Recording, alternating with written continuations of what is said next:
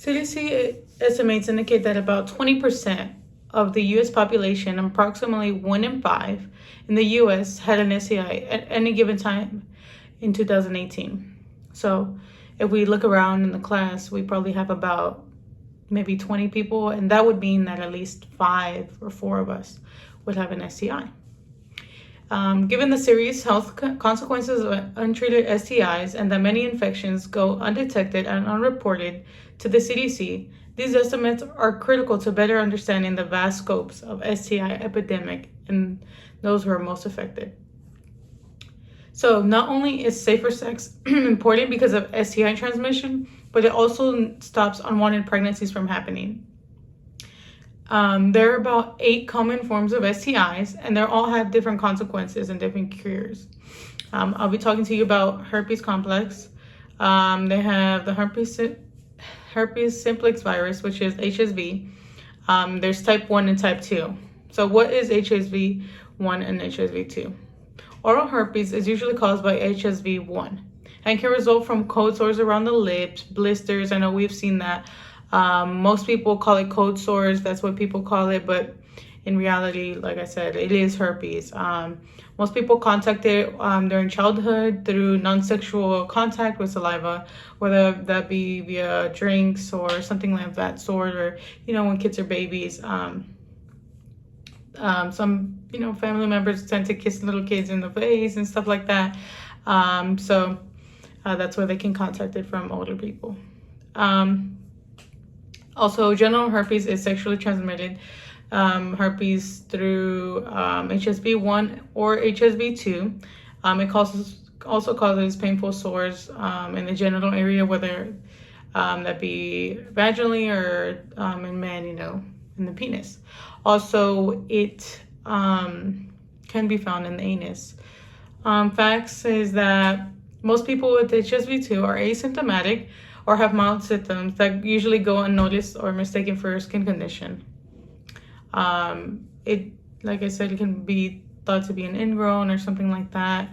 Eczema, razor burn, stuff like that. There's no cure, but there are medications people take like Valtrex and Famavir. With pregnancy, herpes infections can be passed from mother to child, and they can cause child fatality. And although HSV1 and HSV2 cannot be cured, there are other STIs that can be cured, like chlamydia. What is chlamydia? Chlamydia is a sexually transmitted disease that causes the chlamydia disease that is usually presented in women in the uterus, but it can be found in men. The consequences for it are chronic pelvic pain, ectopic pregnancies, tubular factor infertility, and pelvic inflammation disease. Chlamydia is one of the highest reasons why women are infertile. It goes really undetected a lot of times. That's why so many women are infertile. They just think it's just like a yeast infection or some kind of vaginitis or something like that. The treatment is azithromycin. It's doxycycline, so it can be cured with a 14-day regimen usually. How can we know if we have STIs? So if you have more than one sexual partner, it's recommended that you get tested at least once a year.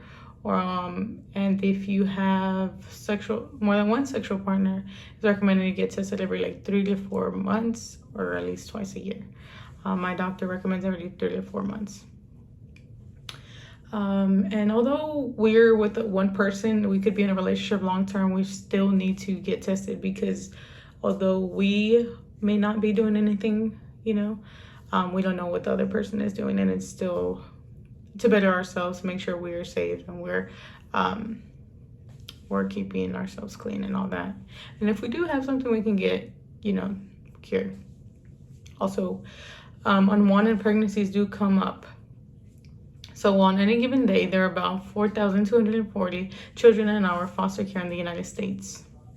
So in 2019, over 6,720,000 children spent time in the U.S. foster care system. And on an average, children remain in that state care for over 1.5 years.